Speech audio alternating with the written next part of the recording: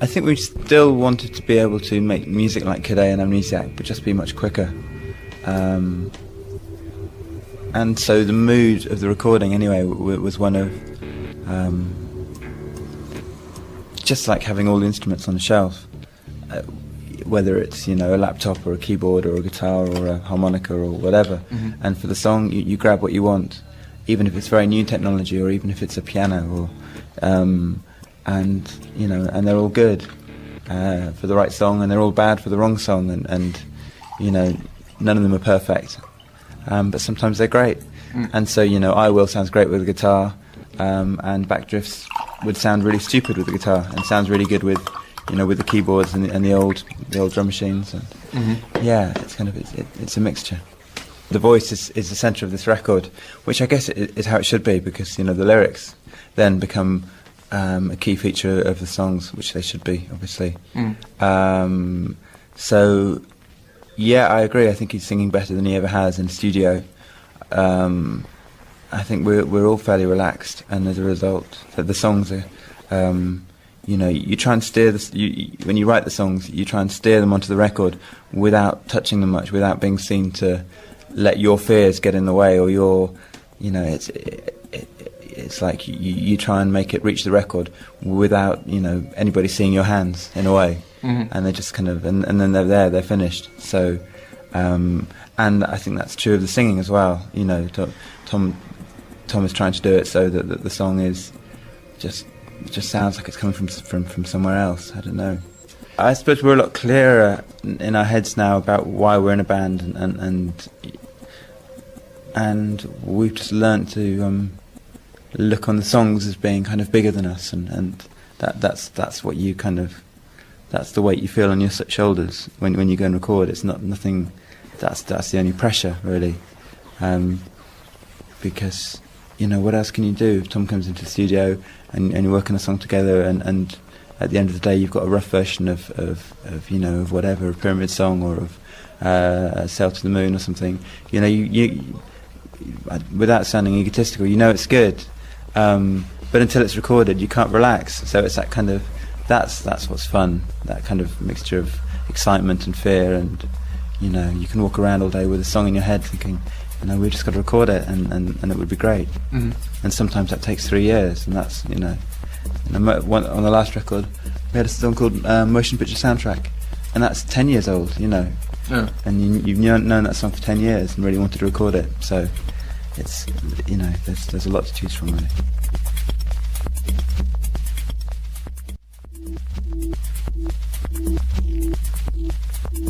I used to hate a lot of electronic music, or writing electronic music and using computers, and then I realised why. It's because you're not using the computer, really. You're using the software. You're using somebody else's idea of how a computer should make music. It's like there's an art program called Photoshop, and in theory it should make anything possible, and you can do any kind of art with it. But for some reason everybody does a similar kind of thing, and it looks, you can usually tell when something's been done with Photoshop. And the same is true with music. There's lots of programs that in theory you're free to do anything, but you're not. There's a sort of there's techniques that you end up using. Yeah. And so everybody's doing the same kind of music with computers to a degree. Things like plugins and... Yeah, exactly. Plugins, and even sequencers, and even things that put things in order for you and are meant to be, you know. So I'm really, I've kind of gone one lower, and I've started programming and writing software like I used to when I was a kid. That was kind of my big hobby. I was one of those nerdy kids with their first home computers, the Sinclairs, you know, when I was like 11 or something. ZX Spectrum. ZX Spectrum. I had it. Yeah. I had one too, yeah. And so... Like in BASIC. And, exactly, BASIC, and just started some machine code and stuff, and loved it. And then I felt like computers were taken away from me, and it wasn't, you kind of using the computer in a very pure way anymore. And now I've found out how to, like you say, plugins. Instead of using plugins, I'm writing software. You know, I'm creating. You know, the sound comes into the computer as numbers, and it's that kind of programming, and I love it. It's really good because you can think in very pure terms about what sound is and what music is and what you want to do. You don't have to kind of, use anybody else's idea of what reverb is meant to be, or what, you know, how music should be sequenced, or what tempo is, or anything. Kind of, you're much freer.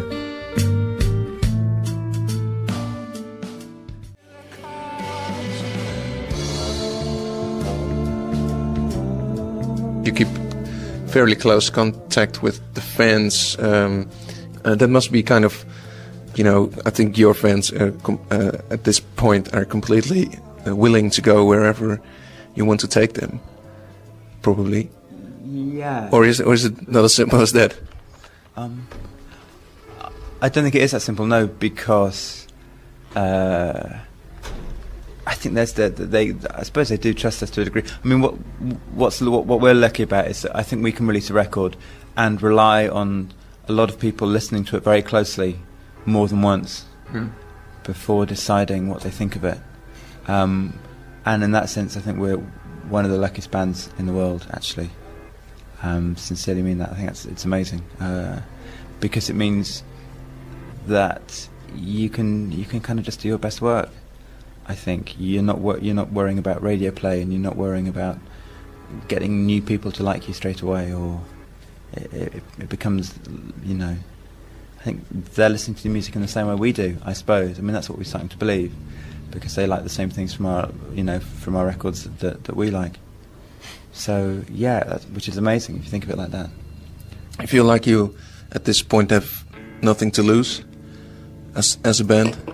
I suppose you do, and when you finish a record and it's about to be released, you do start thinking, obviously, of what people think, and you know, you imagine the record coming out and everybody liking your last record and hating this one or something. You know, you have that kind of irrational, so you care about it completely. You know, if everyone says it's rubbish and stops coming to your concerts, then, you know, it's going to be upsetting. It's not easy to say, you know, well, it is easy to say we do the music for ourselves and we don't think of anyone else. But of course we think of other people. But, you know, it's weird. You have to be selective, you know. You have to, on some level, you have to stand up in front of a lot of people and say to yourself that they're all wrong. You know, when you see people who say that we should just do music like we did in 1992, or we should, you know, it's like, it's difficult because they like what you've done, but they've kind of stopped moving forward in a way. So, on one level you have to assume lots of people are wrong, but on another level you have to, you know, hope that people carry on being excited and follow us with what we're doing. It's a real, it's quite complex, as you can imagine. Bands tend to kind of, you know, tell one of two lies. They either say, we don't care about the audience, it's our art, or they say, you know, it's you know, we think of them all the time and that's why we do our. It's kind of halfway between the two, I suppose.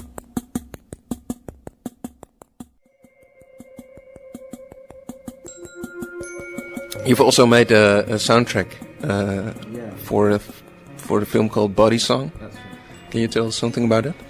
Yeah, it's a film that's made of film footage from film libraries around the world.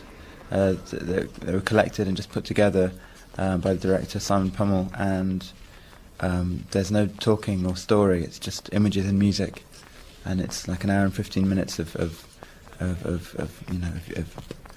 just music and film footage. And some of the film footage is from, you know, the 1920s, and some of it is scientific from the 60s, and some of it is kind of anthropological from the 40s, and or brand new. And it's a mixture again. And it's a central theme, you know?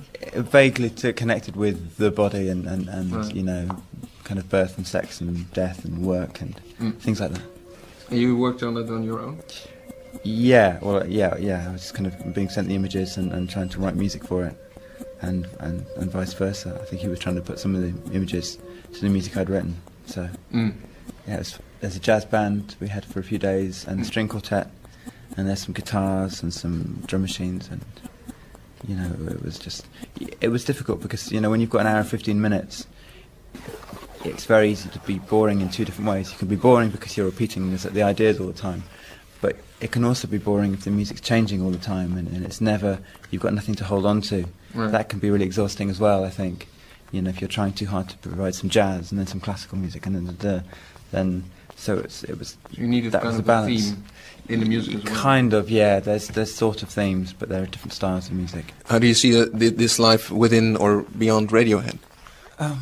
Beyond Radiohead, you know, I'm sitting thinking about the next record when I have free time and how we should do it and what songs we have to record that we've half written but beyond that I'm not thinking. I've kind of got a very narrow window, and that's where my energies are at the moment.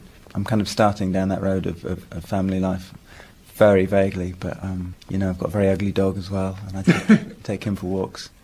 But you know, but at the same time we're all in Oxford and just kind of and you know, the music is all we are obsessed with. You know, we're very lucky. I think a lot of bands get to their fifth or sixth record, and you know, either the songs get very long or predictable, or you know, someone in the band gets bored and is more interested in something else that isn't musical. And we're lucky. We're still kind of all, you know, kind of overly obsessed with the music that we're doing, and it's a good space to be in. It's that mixture of being obsessed with it, but also being quite confident and relaxed about it as well. So it feels like it's like being very fit in a way, and it's a good feeling. I've been in this band since I was 14, something like that. So, and I've never done anything else. You know, it's like certainly nothing like hard work. So, you know, look at these hands. I haven't done a hard day's work in their life there.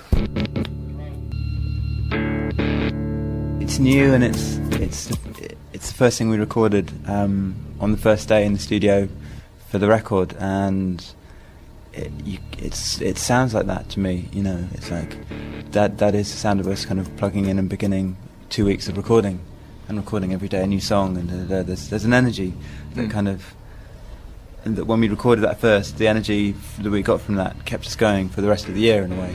It kept us going for the rest of the week and the next week, and it kind of built up this big momentum. And that's partly why it's the first song on the record. You know, it's to get you through the rest of the record and give you the energy that we had when we recorded it. Yeah. And the sound of the guitars plugging in, we have to take very literally then. Yeah, it's not a conceit. No, it's all true. And it is Tom saying, yeah, that's a good way to start. And you know, and we started. You know, sometimes that's the kind of stuff can be annoying when it's, you know, before a song starts, you hear all the talking but for us, it's like that was the atmosphere of us in the room, and you can hear everyone's quite happy and just wants to, you know, is itching to start. You know, it's cool.